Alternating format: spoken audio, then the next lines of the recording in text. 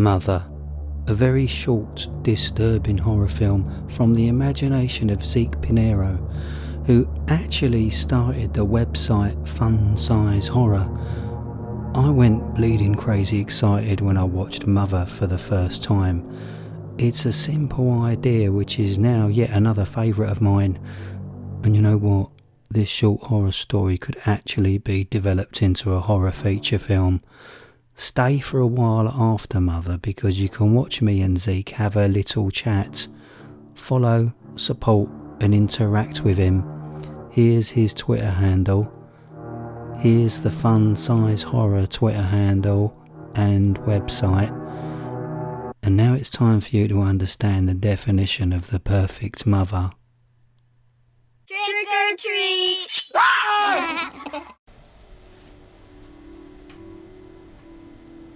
Brace yourself, this can be cold. You weren't kidding.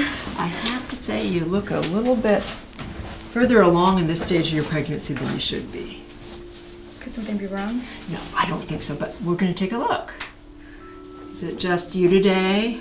Yes, Jeremy, he doesn't want to know the sex. Well, you know, he could come. It's fine.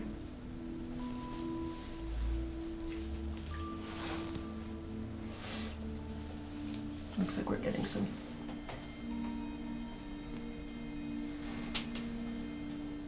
What is it? Doctor, what is it?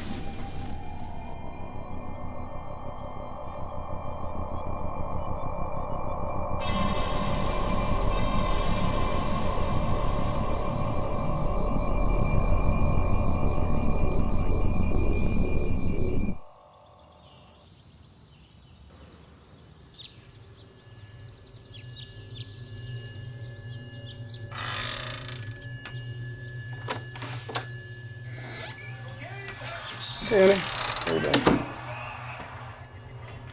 Can you get me some water? Yeah, sure.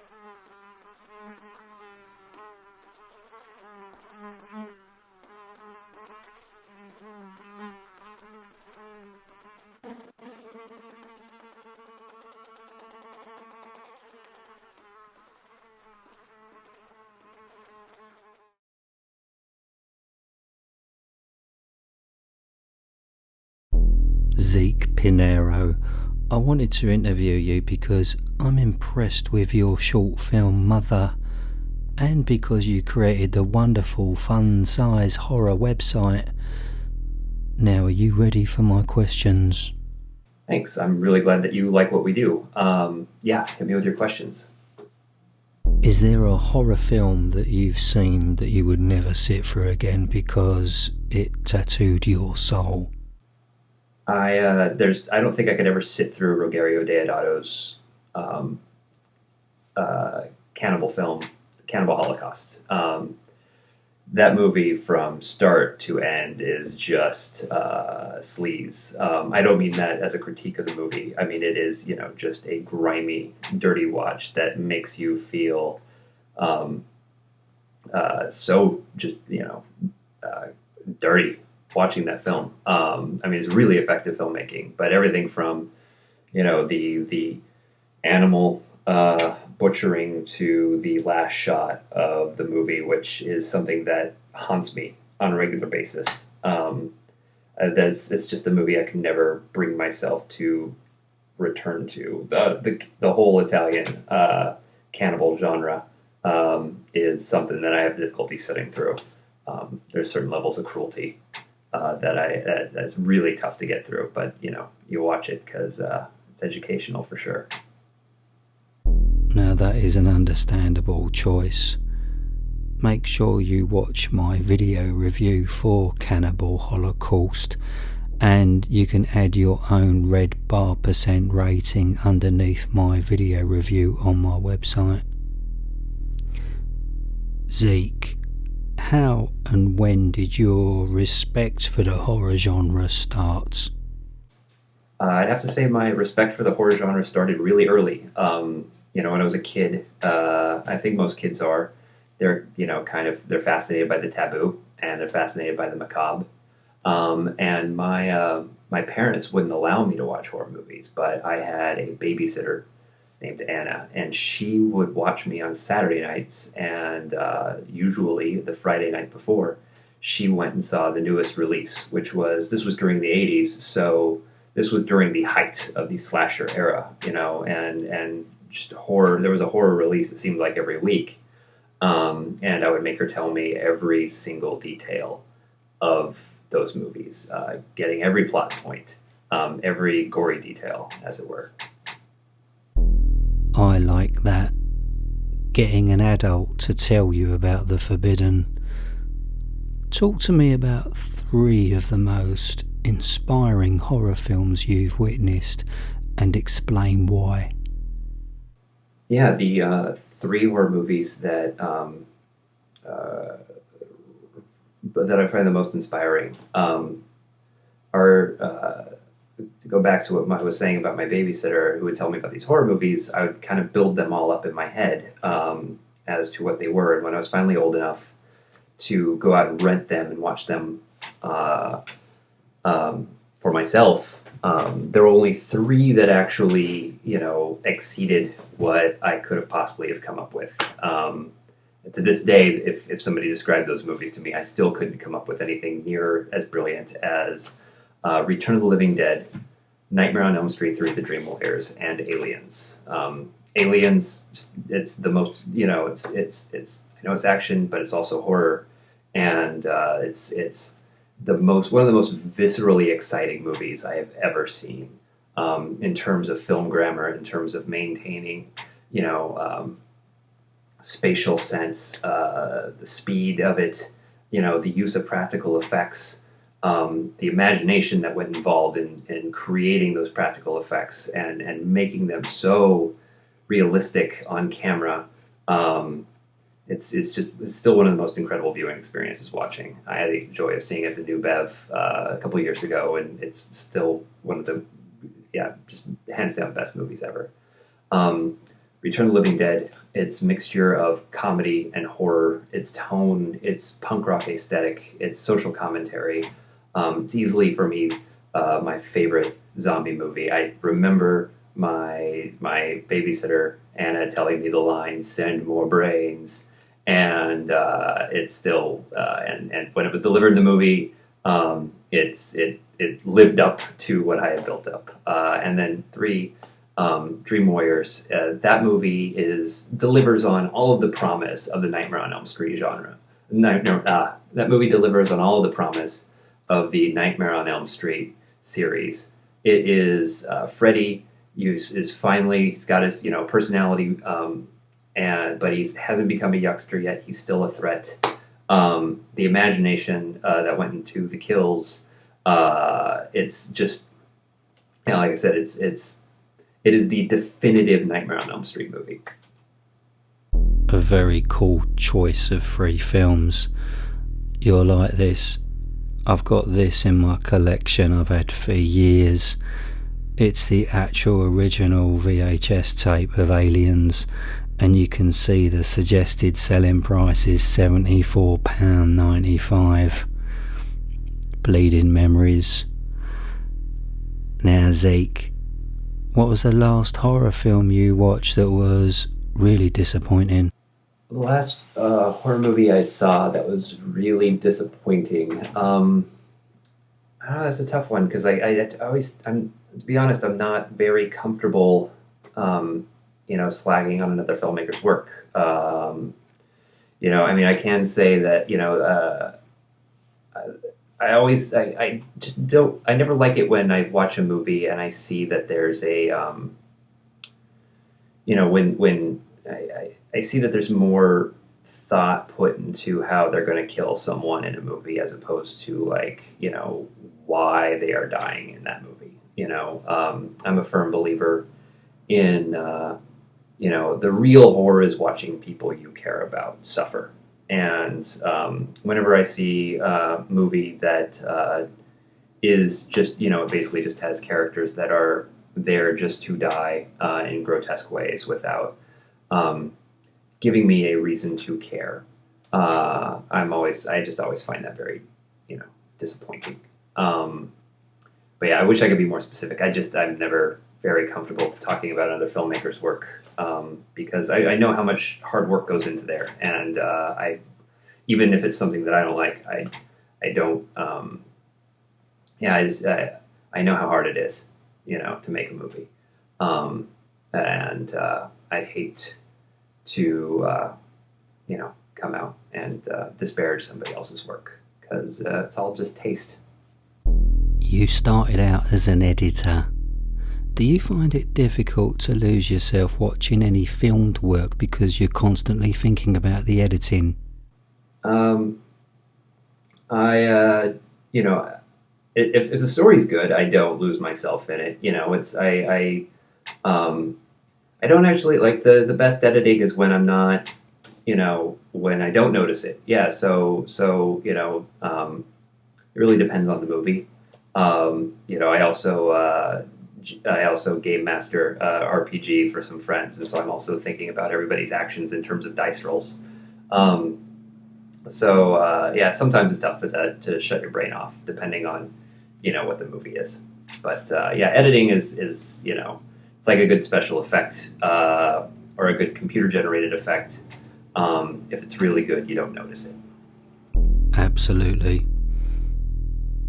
Inconsiderate behaviour in cinemas, snacking, texting, talking. Zeke, do you suffer from cinema rage? I don't know if I suffer from cinema rage. My fiance might attest that I do. I have been known to yell out at people for behaving in inconsiderate fashion. I have not taken to public drubbings yet of these people, but depending on how excited I am for a release versus how much of an a-hole they're being, I guess I could. Yeah, everyone has their own bullshit threshold, especially when it comes to inconsiderate behaviour. During the film story creative process, sometimes the best suggestions can come from people that aren't involved in the industry. Have you ever given a scenario to someone and their unexpected suggestion energised you to take your story onto another level? Yeah, I mean, it's, when it comes to the creative process, I always think that, not being precious with your material and being open to those suggestions and changing, your direction based on what seems to be the most true for the story. I honestly, I can't think of a specific time where that's happened, but, just because I think it happens a lot. I think it happens on everything, I work with. I'd listen to anybody. I do listen to people that aren't in the film industry. I listen to people that are in the film industry, regardless, and it doesn't matter if they're a producer or a director or a PA. If a good idea is a good idea. I think it's one of the reasons why I created Fun Size Horror is because I know so many, I'm very lucky to know so many really smart people that have a great sense of story, and I wanted to kind of create a platform that would allow them to tell their own stories and let that, their, vision for things be seen. Because a lot of times in the industry, the industry tends to work to keep people from making things, it feels like. But yeah, to kind of bring it back around, I can't think of a specific instance, but yeah, definitely. If you know your story, you know the truth of it, and sometimes you follow paths in development when you're in your own head that are taking you down the wrong course. And if you get that suggestion that suddenly steers you right back on track, your story will wind up at the level that it was always meant to be. But the goal is that you never be precious about yourself, but be precious about your story. Know what is why you love it, and sometimes you may not be able to articulate it, but listening to other people who might be able to articulate it better for you is always something you should do. Brilliant answer. I feel exactly the same way. Now, are you disheartened by the current film trailer trend to give away the plots? I'm disheartened by film marketing in general. But I mean, it's as a filmmaker, I think that that's just kind of the bag of most filmmakers is to be disheartened by film marketing. But yeah, it's never good when a trailer gives away the plot of a movie. And yeah, I don't like it. I try to avoid trailers as often as I can. It really depends on the kind. Like if it's big action spectacle, I usually check out the trailer. But if it comes to a horror movie, I try to stay away as much as possible from trailers to go in fresh and not have any sort of idea what I'm going to get. I remember when my friend brought over Old Boy, and I had no idea what it was. The original Park Chan-wook film, and just watched it, and just I always try to replicate that experience of just sitting into a movie and not having any clue what I'm going to get. I'm the same when it comes to horror trailers. I just avoid them. I like the creative film talent in Australia, and the same goes for some Korean and Japanese horror films.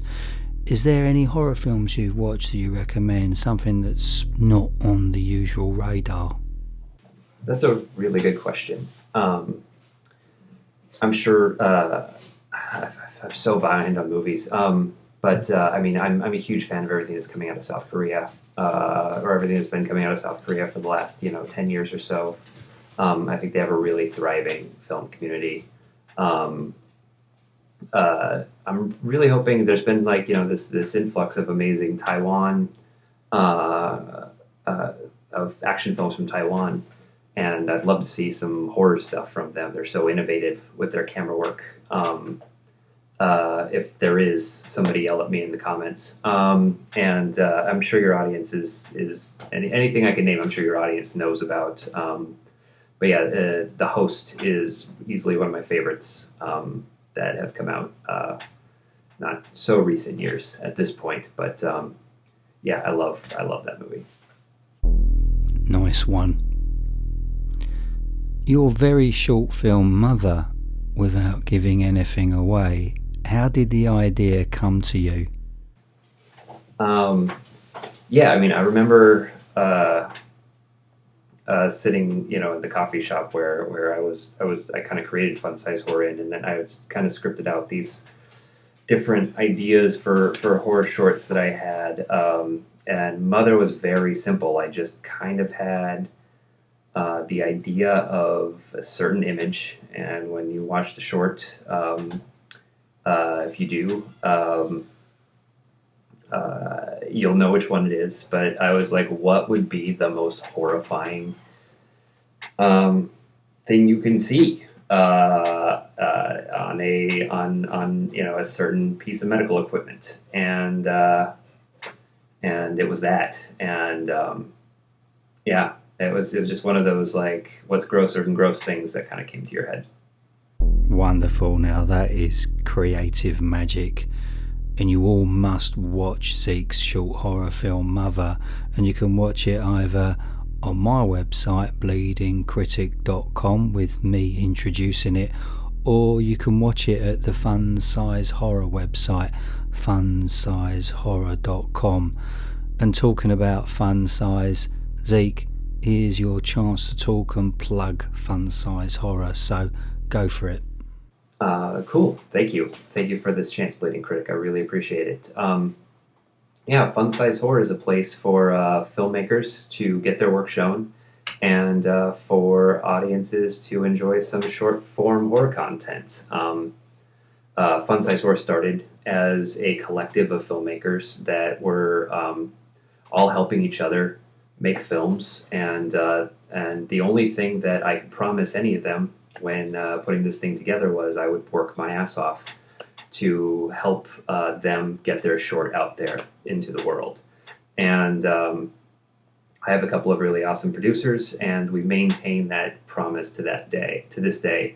We still make our own original horror content, but also our website is a place for you to submit your own shorts, and we'll do whatever we can to help the world see your work, because if you put in the blood and sweat and tears of making a horror movie, we want to help the world see it so that they can appreciate your hard work.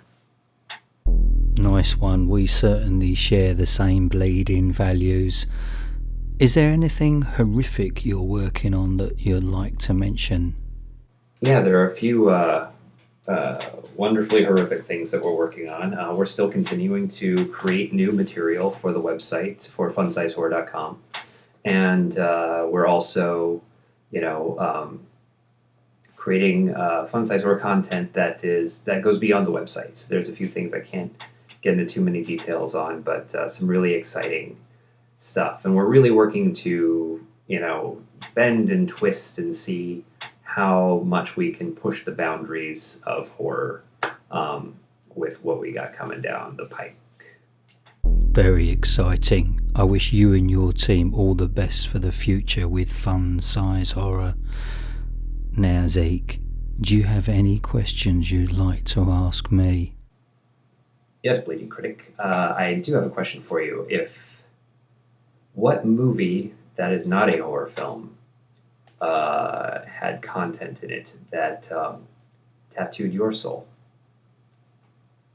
It will be that moment from American History X when Edward Norton's character forces that guy to place his mouth on a curb, and then he curb stomps him from behind. And that is a moment and an image that I'll never forget. You can also watch Zeke's horror memory and his horror therapy now at bleedingcritic.com.